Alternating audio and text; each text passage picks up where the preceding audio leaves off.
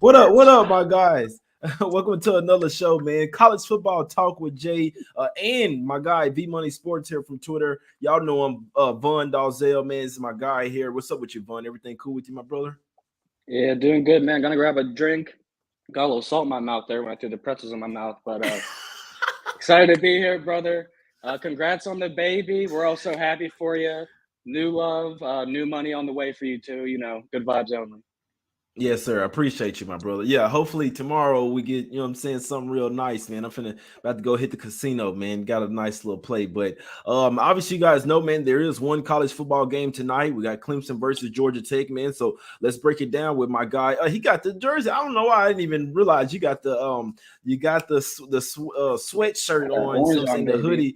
It's nice. I like that too, man. I'm kind of blending in over. I put the green shirt on and I put this background. I'm like, hold on, it's floating head Jay coming today, man. But let's talk about it, man. We got Clemson minus 23.5 versus Georgia Tech here. This line was opened up at like minus 20 at least. So it's been hit up. Yeah, open up at basically minus 21. It's been hit up to minus 24 at some places, minus 23.5. Vaughn, is there still value here? Is this a smack city spot by Clemson, my brother?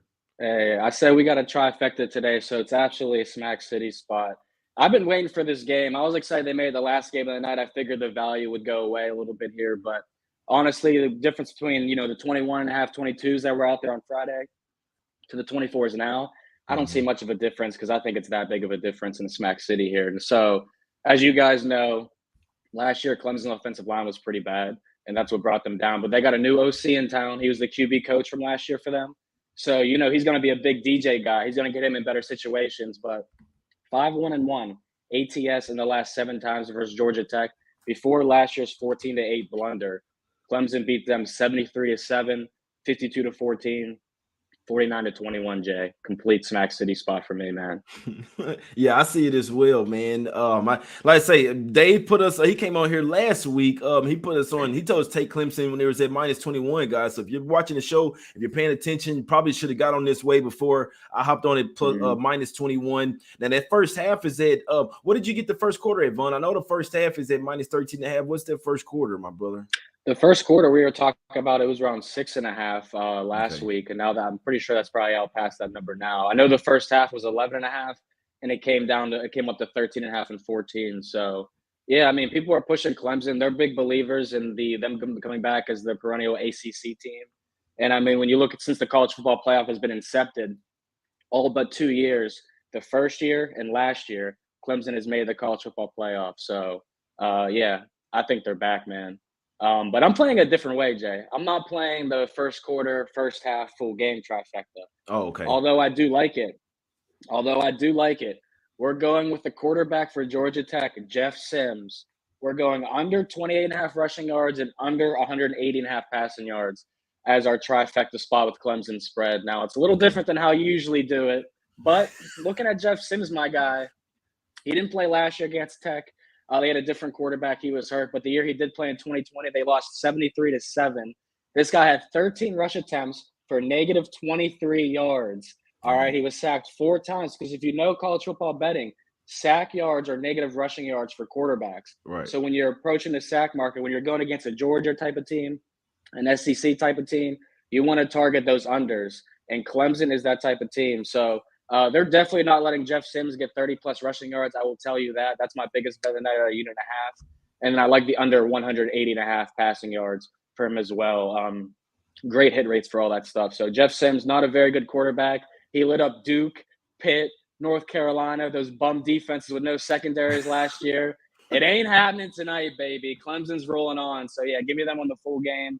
Jeff Sims under rushing and passing yards. I like it. So my guy's not going with the trifecta on the Clemson, liking Clemson full game, but not necessarily going with the first quarter, first half. Even though the first half, even though they should all get there. If it's a Smack City spot, the way we see it, they should all get there. Clemson's really coming out pissed off. I'm looking for a bounce back off of last year. We know that the quarterback, he has to bounce back in a major way as well because he wasn't that good last year, my guy. So we're gonna need him to play really good. But like you said, Georgia Tech. He's going with the quarterback, Sims, under on the rushing yards. Obviously, if he gets the more times he gets sacked, that's going to feel it's going to be even better for that play, and under on passing yards as well. So that's Vaughn's trifecta: under passing and rushing yards for Georgia Tech quarterback Sims, and Clemson full game. Just one more time, Vaughn, what you get it at? Minus 23, minus 23 and a half, or what? Yeah, I also got at 22.5 and 23. I think it's playable Okay. at 24. That's the extent for the cutoff. And I will say, I did forget to tell you guys, Georgia Tech's offensive line has one starter back. The other guy played a couple games, and the other three guys are all transfers or bench players with no starting experience. So, yeah, Smack City, Jay. Smack City, yeah, that defensive line should eat for Clemson there, man. Might be a little spot where you get Georgia Tech team total under as well, man. Yeah, Maybe they barely even score any points here. so that's the thing. That was the trifecta I almost brought in here for you guys. And it's actually a more profitable technique because it's plus money right now. It's on DraftKings, the team total under first half and team total second half unders for Tech are 6.5 points. So if you don't think they're going to score a touchdown either half, you can get plus 120 for one and plus 135 for the other. And I thought that was a pretty interesting way of approaching if you don't think Georgia Tech's going to score much at all. Exactly. I like it, my guy. I like y'all guys in the chat, man. Hey, post them pics in the chat, my brothers. We all trying to get some cash here together, man. So if you liking something, you see what I'm saying? We all trying to get some cash, my brothers. So what do you think? So that's the game tonight. That would officially end week one. V Money, what you think here? You got some plays already for week two officials? What we doing here? You want to talk about this Alabama Texas game real quick? Oh yeah, I feel like this is going to be the drum that gets beat all week for everybody. Like if you watch, ESPN or NBC or Fox, like they're going to be talking about Alabama and Texas all week long. So I don't want to beat your guys' ear with it, but I do think this is a Smack City spot. Like Alabama is so much better than Texas. Texas defense was a complete joke last season. They're not going to fix it after one warm-up tune-up game. All right, but Steve Sarkisian, former offensive coordinator for Alabama. So you guys probably all know about the Nick Saban force former assistants thing that goes around. Saban's 25-2 for his former assistants. Last year he lost for the first time to two of them, Jimbo and Kirby Smart. But those two teams had things that Texas doesn't. That's a defense. Steve Sarkisian 0-4 ATS on the money line as a dog. Nick Saban eats up 13-1 ATS against Power 5 teams not in the SEC since 2008. So yeah, give me Alabama. I got them at 18.5 and 19.5. It's out to 20. Still very playable there. Got you. Yeah, it's not much for me on this game, guys. Really, week two period. Really, I'll be taking it really light with college football from here on out. Probably have 3 plays at the max. I had one play already. It moved 2.5 points immediately, guys. So it's kind of tough. And one thing I noticed, if you have a really good play in college football, you better get on that shit early, unless it's like unless you're like going against a super public play or something, you know that the line's only gonna move like with you in your favor. Most of the time, man, a little favor or something, you're probably gonna have to get on that. What I just learned yesterday, Sunday for next Saturday. Does it make sense? I'm talking about as soon as the lines came out, UAB moved from -4 to -6.5. That was my only play. I couldn't talk you off on this Alabama Vaughn.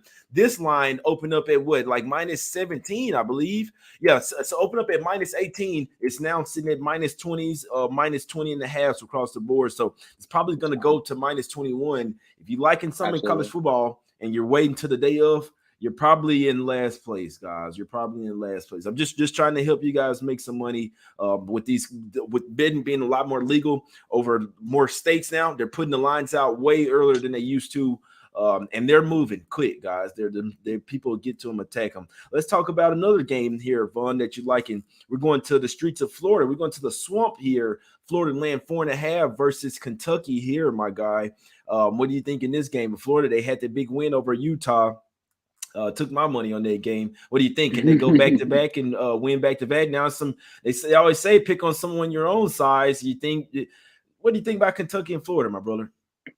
So yeah, I mean, definitely it could be a letdown spot for Florida, but I don't think it's going to happen, my guy. Like Kentucky has been terrible in the swamp since 2000. They've gone 1-10 on the money line when they visit the swamp. 5-5 ATS, 2-4 1 ATS since 2018. So Kentucky continually doesn't get it done there. And they might or may not have Chris Rodriguez. We haven't heard about that word yet. The running back of Kentucky I talked about last week on the show. But without him, they only ran for 50 yards on Miami of Ohio. Will Levis had to do everything, and that was a very fake cover for Kentucky. And I said how scary it was taking a MAC team versus an SEC team. But listen, Kentucky was only up 13-10 at halftime against Miami of Ohio. They ran the opening kickoff back 100 yards. The very next play, they get a incomplete pass. Then Miami of Ohio runs the ball, fumbles. Kentucky gets it, runs it back to the 8th, and scores. Within a minute of the second half starting, they're up to 17 points now. So the game was over. Kentucky is a fake good team. I'm going to continue to say they're overrated. So give me Florida. They smack up on the SEC East, 5-2-1 in their last 8, and they've also won 8 straight against them. So Florida -5 or 4.5, whichever one's the same thing to me. And then I also took them in a money line parlay with the UCF Knights that we'll get to talking about on Friday night. Yeah, let's talk That's about money that line next parlay, team. Jay. Yeah, hey, they cashed last week. Let's keep going with it, We're my going bro. Let's keep going with 3-0, it, baby. So let's go to the other side of that then. Let's talk about this Central Florida versus Louisville spot here. Louisville got smashed versus Syracuse over there. It looking like a lot of last year, right? They have a good quarterback, but the team is just ass, man. What you think about this Central Florida here? Can they smack up back-to-back spots? No, you're right, man. Louisville looked terrible. Like, as soon as I tweeted out, plays are coming out because the lines are moving. You know how it is, the closing value. You have to try and get it in college football. So as soon as I tweeted, someone said, we're taking UCF, right? I said, of course we're taking the Knights. Louisville looked terrible. I mean, 3 turnovers. They got a game 449 to 334. I mean, they just didn't look good at all. UCF, of course, only played South Carolina State, so they smacked them up. At 600 total yards, though, in that game with 29 first downs on 81 plays. Up-tempo offense. Why I felt comfortable taking them on the spread and on the money line in that parlay is not only has UCF won 31 of their last 33 home games, Jay, Louisville's in a back-to-back road spot. Now, you know, in college football, we talked about situational spots. Louisville historically plays one back-to-back game on the road every single year. So I've scrubbed the past 5 years. Check this out, my man. 2017, they lose to Wake Forest by 11. They don't cover. 2018, they lose 54-23 to Syracuse. They don't cover. 2019, they're actually a favorite in a back-to-back road game, and they cover against NC State. Next year, they're an underdog at Georgia Tech. They lose 46-27. The following season, they're underdog at Wake Forest. They lose 37-34. They barely cover on a last-second touchdown. So give me UCF -5. They played Thursday night. Louisville played Saturday night. All right. UCF has an extra rest advantage, prep advantage too. Louisville on a back-to-back. The over sounds like a great bet as well. I would not talk anyone off of that. But UCF is definitely going to lay the Smack City on Louisville Friday night. Yeah, I like that, my guy. I like it. Yeah, Louisville looked bad. Talking about if you looked that bad versus Syracuse, UCF probably might put up 50 points on their ass, man. And they only scored 7 points as well versus Syracuse. I believe 7 or 10 points. They got smacked up, man. 7 points. How do you come out like that, man? You guys ass, man. But I like it, man. That's the only way I could look. I'm not betting a lot of college football this week, my brother. I only bet one game. I took UAB -4 as soon as it came out. It's up to -6.5. You see what I'm saying? And I understand why. UAB got a couple extra days of rest as well. This is a revenge spot as well. Liberty smacked them up a few years ago. I'm talking about dog walked them boys. So I see UAB coming out and paying them boys back with this one. Obviously they're a much better team this time around. No Malik Willis. Liberty's still pretty good, but they're shoved themselves what they were with Willis, in my opinion. And I believe UAB will win that game by more than a touchdown for sure. But I took -4 up to 6.5. That's the only play that I'm probably betting this week in college football. Got a big game tomorrow. Hopefully catch that one, and we'll be up for the week on that one later. The show's coming out later tonight, man. I'm popping that show. Go hit the casino and put these picks in, man. But Vaughn, let's get to some officials, my brother. What you liking? First off, let the people know where they can find you at. Let them know what you're liking tonight. That's a nice hoodie there, and any week 2 picks, my brother. Yeah, so we're going Clemson on the trifecta, -23 out to 24. Jeff Sims under rushing yards. I got it at 28.5. And then we're going Jeff Sims under passing yards, under 80.5 as well. Like I said, UCF, I took them at 5.5. I see 6.5s and 7s. Still think it's playable. It's also a revenge spot because these teams played last year in Louisville, and Louisville won by 7. So UCF now getting the 7 tag this time around. I find it very interesting. I got them at 5.5. And I threw them in a parlay with Florida. We're going to try to go 3-0, Jay, like you said, on the money line parlays. I took Florida -5.5. Someone said it's a square pick because they beat Utah. Is Florida going to be better than we thought? I believe so. So we'll see what happens there. And then we got Alabama as well. I got a couple other picks out on NBC Sports Edge. That's where you guys could find me. We are taking Kansas State on the spread. We are taking the under in Iowa State. And we are taking UTEP on the spread. So I'll be tweeting those out shortly today. You guys can follow me at V-Money Sports. Jay, appreciate you, my brother. Yes, sir. Anytime, my brother. Anytime. So let me see, just real quick. Anything that I see getting hit. I know that Texas State, they let me down big time, but they are starting to get hit. We know a huge college football capper put that out, so it went up to -11, up to -13.5. I'm just trying to help you guys before some shit gets steamed. Let me see. Syracuse, they smacked up last week. They're laying 23. No. UConn is they are very improved. It's one thing I've been watching. I know they had some injuries in their first game, but UConn is very improved this year, my guys. And they're at the house. I don't know, man. I might be looking towards UConn plus the points there. Another one, Washington State versus Wisconsin. That one's went up from 15.5 on the game of the year line up to 17. Me and my guys, we're liking Washington State plus the 17 in that one. I hadn't bet it yet, guys, so I'm just keeping it honest with you. Only thing I've bet so far is UAB -4. It's up to 6.5. I still think they should be able to win that game by a touchdown. They are on the road, but huge revenge spot. They're going to be out for blood, man. UAB doesn't mess around. I think there's going to be a smack city spot over Liberty in that one, Vaughn. Any thoughts? What did you get? I want to ask you, what did you get Kansas State at last week? Because that was a big spread, right? That was 30-something, I'm assuming, right? You're talking about last week? Yeah. Is that who you bet last week, Kansas State? No, I didn't bet Kansas State last week. Oh, okay. I thought you said something about them. No, I had Texas State versus Nevada. They got bet from +10 all the way to -2, bro. They got fucking I did sprinkle.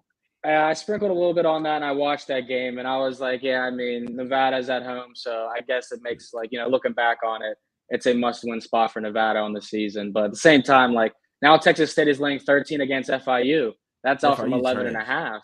Yeah. And FIU is super trash. Like, I got 3 years of college eligibility yet, and I'm like, yo, you know what I'm saying, what's good? Like, y'all losing everybody. Lost like 40 heads last year. But no, I mean, Texas State, like, this is a week that I'd be looking to bet Texas State now because they're at home. They're playing literally arguably the worst team in college football. But just briefly mentioning Kansas State, I really like them because Missouri is a fade factor in mine on the road. They're 1-16 in their last 17 road games on the money line, and they're 4-13 ATS since 2019. They've only covered 2 out of 14 road games on the spread. So terrible rushing defense for them, and then you got Adrian Martinez and Deuce Vaughn. Shout out to all the Vaughns in the world. I really love that duo for the rushing attack against Missouri. So I did lay the 8.5 with Kansas State too, but. Yeah, I love the board this week. My board looks a little chalky, but favorites have been ripping through the week 0 and week 1. And I see a lot of good home favorites this week. Exactly. No, I'm with you.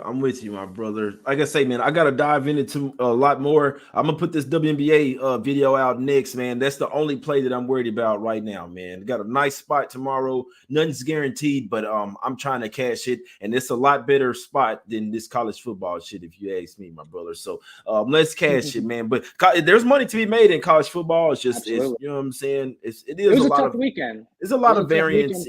Yeah, it's a lot of variance in the turnovers. Fumbles, picks, you know what I'm saying? It happens, man. Sometimes it goes your way. Sometimes, exactly. Sometimes it's not on your way, man. But we'll find some cash. Definitely not going high volume like I did this past weekend, but just center in. I needed that to center in on my 3 plays and smack them up, man, and to get back to what I do best as well, basketball, my brothers. But y'all go follow Vaughn, man, at V Money Sports on Twitter. He does shows with Will Capper, a lot of good guys over there at NBC Sports Edge, my guys. You can follow me as well at J Money is Money. We're also live on Twitter right now as well, guys. So if you're watching on Twitter, retweet it, man. I don't go live on Twitter a lot because people don't really show love. So if y'all like for me to retweet, see what I'm saying? Quote the tweets, whatever, man. Leave a comment, all that good stuff, man. Hit the like button. We appreciate everybody for tuning in. We will win. Let's get some cash, my guys. WNBA video coming out later. Let's get some cash. We appreciate everybody's time. We out.